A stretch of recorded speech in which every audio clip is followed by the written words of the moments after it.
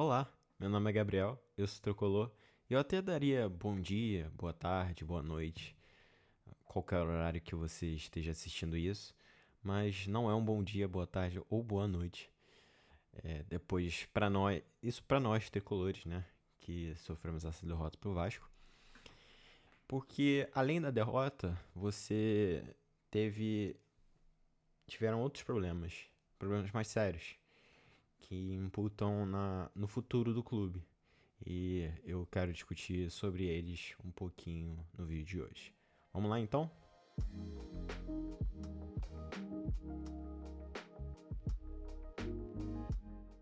Bom, para começar esse vídeo a gente tem que falar um pouco do jogo, né? E eu acho que não foi um jogo ruim de todo do Fluminense. O começo do jogo foi bom, o Fluminense começou pressionando alto, começou a forçar os erros do Vasco, que é um estilo de jogo que é propenso a erros, porque como você lida com muita pressão ali na saída de bola, você tende a errar. E isso, para quem é tricolor, para quem acompanha o trabalho de Diniz de perto há muito tempo, você está acostumado com isso. E logo nos 5 primeiros minutos você teve a chance ali do Cano, com a roubada de bola de Acosta, que infelizmente não gerou um gol, né? Mas, assim, apesar desses 15 primeiros minutos de pressão do Fluminense, eu não diria domínio, mas de superioridade do Fluminense, você teve um Fluminense com pouca inteligência na conectividade das ações ofensivas.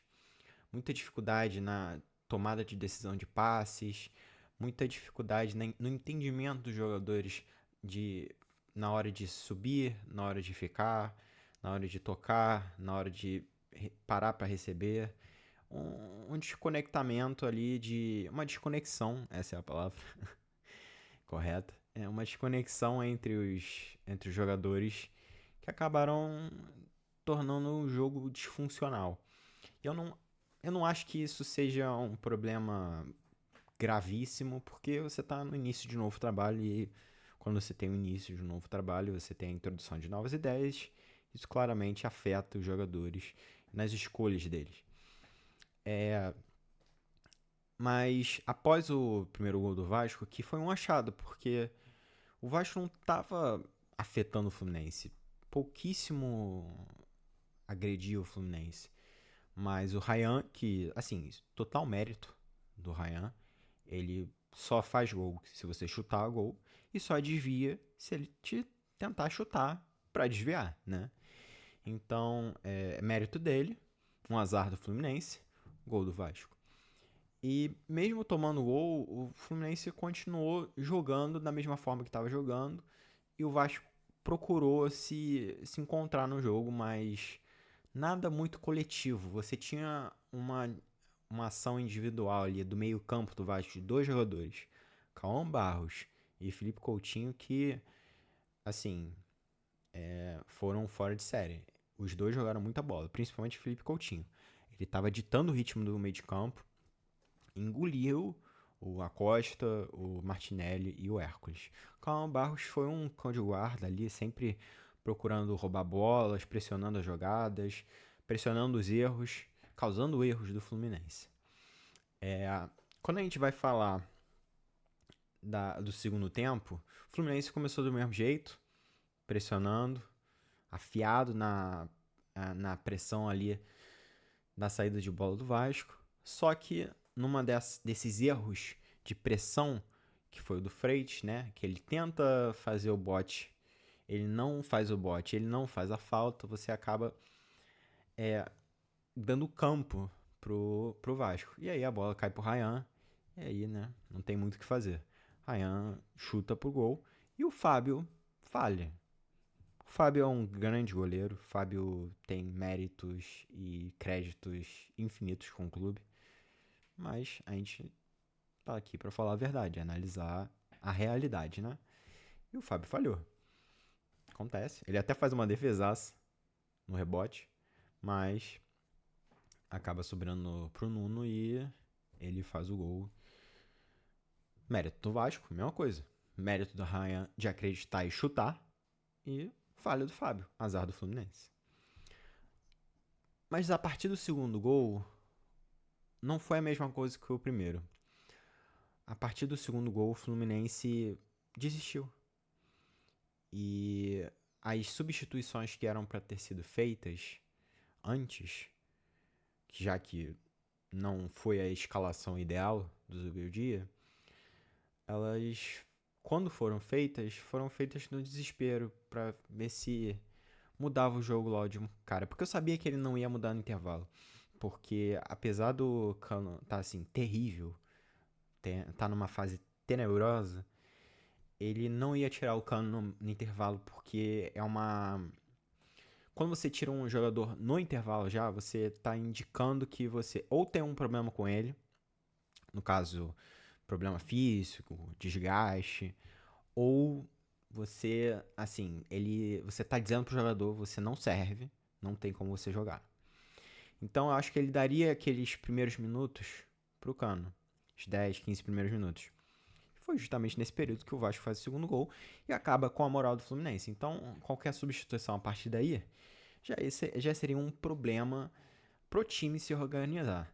E quando o Fluminense toma o segundo gol, a moral do time cai completamente e, infelizmente, não tinha o que fazer. Aquilo ali foi... A partir daí, a partir dos 20 minutos, você tinha um Fluminense que praticamente desistiu da partida.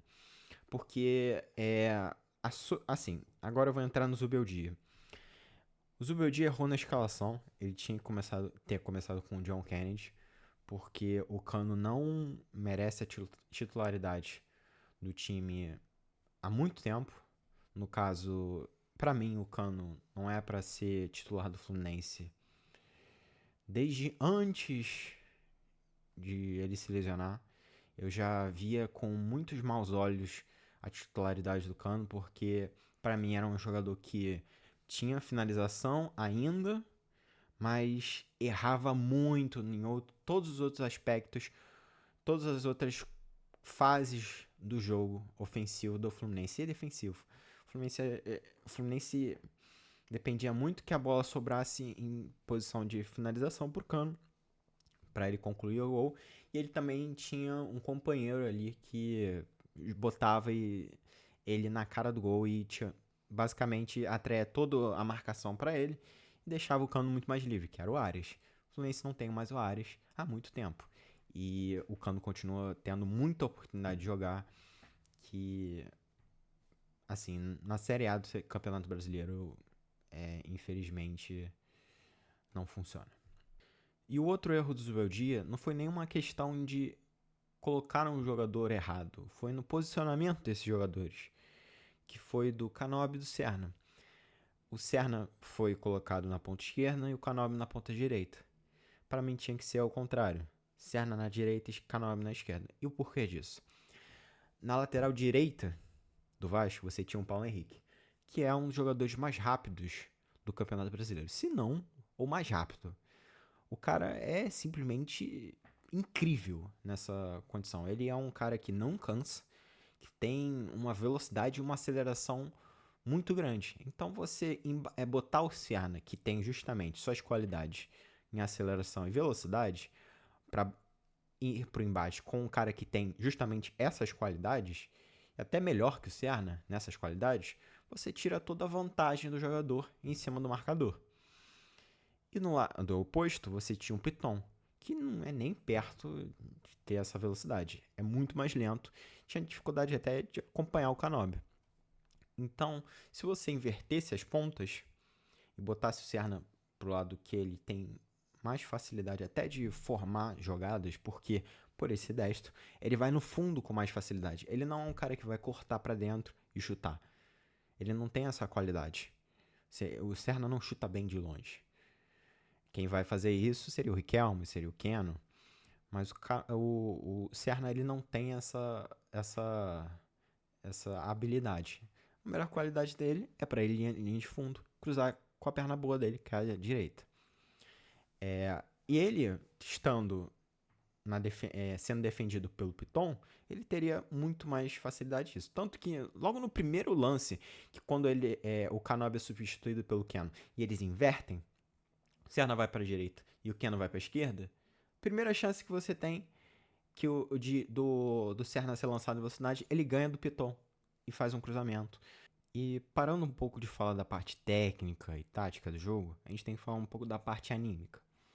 Que após o segundo gol do Vasco, o Fluminense simplesmente desistiu de jogar. E eu falei os motivos técnicos, mas você desistir do jogo e você ter o Freitas, John Kennedy e o Kenobi irritados com aquilo, você vê, assim, dá pra ver pela transmissão, John Kennedy mostrando assim pros companheiros, os jogadores do Vasco fazendo tabelinha, ele irritado, ó, eu vou ficar de otário aqui, tentando marcar eles, vocês não vão ajudar não? E o Freitas saindo puto, discutindo com o Diniz, o Canóbio antes do Lima entrar, ele fala pro Lima, ó, você tem que meter a porrada nesses caras, não deixar isso acontecer, tipo, pilhando bastante o Lima, porque o Canóbio tava claramente irritado, e teve gente que falou que o Canóbio caiu na pilha dos jogadores do Vasco, do Ryan. Não, cara, eu acho que até porque ele não fez faltas bruscas, não deu porrada em ninguém. Não, ele só elevou o nível, ele competiu. Competiu com os jogadores do Vasco. Os jogadores do Vasco vieram pra competir. E o Fluminense não veio, no geral, né? Tirando esses jogadores que eu comentei. Muita apatia, muita. Assim, o Lessa do Jornada KTO 1902, ele falou que o Fluminense administrou a derrota. E foi justamente isso. O Fluminense administrou a derrota. Você tem um jogo que você está perdendo de 2-0 para num clássico de um rival que você vai enfrentar no final do ano, uma decisão de uma Copa do Brasil, e você simplesmente assiste essa derrota, assiste um estádio que é seu, o estádio que você tem o consórcio, que você manda os seus jogos gritar olé a plenos pulmões. Gente, isso aí você tem que ter brilho, né? Você tem que ter, pô, pelo menos, não, eu não tô falando pra agredir ninguém, porque é um jogo, né? Mas você tem que chegar forte, faz uma falta, para o jogo, não deixa isso continuar. Você tem que ser leal, mas tem que ser firme. Dito isso, falando um pouco do jogo, eu quero entrar no ponto principal do vídeo e eu não quero me alongar muito porque eu já falei bastante. E eu quero fazer um outro vídeo falando especificamente de Xerém e da subutilização e o problema que isso vai causar futuramente no Fluminense, se continuar desse jeito. Eu quero falar nesse ponto específico, do Cano ser titular e o John Kennedy ser reserva, o Riquelme não ter a oportunidade de ter sequência e o Júlio Fidelis ser reserva do reserva. Bom, o Cano, acho que eu não preciso muito me alongar, e eu não preciso nem explicar muito porque tem muita gente que já viu isso. Não é mais uma novidade. Eu já estava cantando isso, eu já estava pensando nisso, como eu já falei, desde diante do Mundial, desde quando ele se machucou. E infelizmente